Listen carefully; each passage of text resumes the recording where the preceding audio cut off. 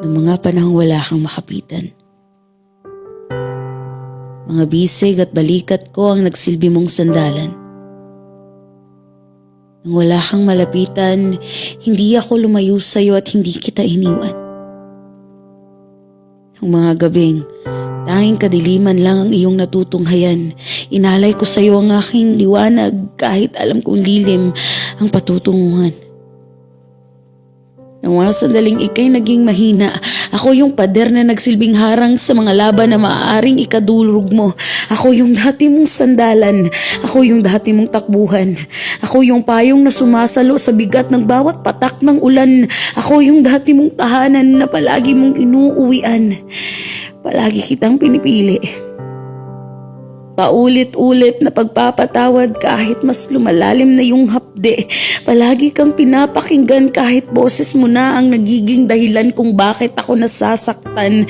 Palaging pinipili na manatili kahit kailangan ka ng bitawan.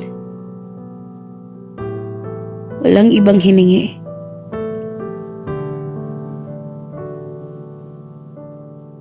Kita at makasama ka lang araw-araw. Palaging nakadepende sa iyo ang bawat kilos at galaw. Pilit na ipinipikit ang mga mata habang ang luha ay umaapaw. Habang tumatagal, hindi mo na ako naririnig kahit ano pang sigaw. Malakas ako pero nakakapanghina na pag ikaw.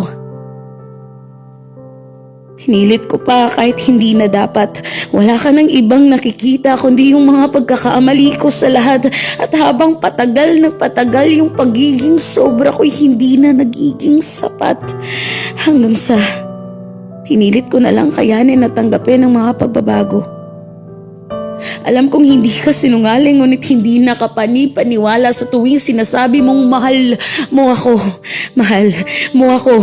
Yan ang paulit-ulit na binibigkas ng mga labi mong walang kasing tamis. Mahal mo ako. Ngunit hinahayaan mo ko sa paghihinagpis. Mahal. Hinarap ko ang pagtalikod mo. Kumapit ako sa pagbitaw mo.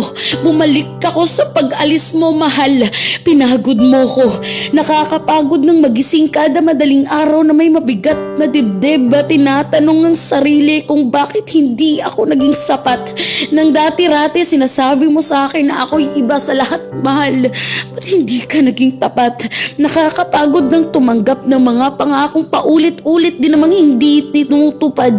Nakakapagod na yung wala kang pagsisisi pero paulit-ulit kang pinapatawad. Nakakapagod ng maghabol sa isang taong hindi naman tumatakbo pero tila palayo na ng palayo.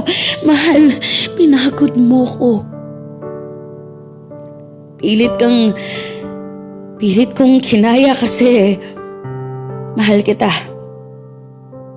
Hanggang sa nasira ako at patuloy na pinipili pa rin kita. Naubos ako at nakalimutan ko ng huminga, napagod ako. At di na yun mawawala sa isang simpleng pahinga.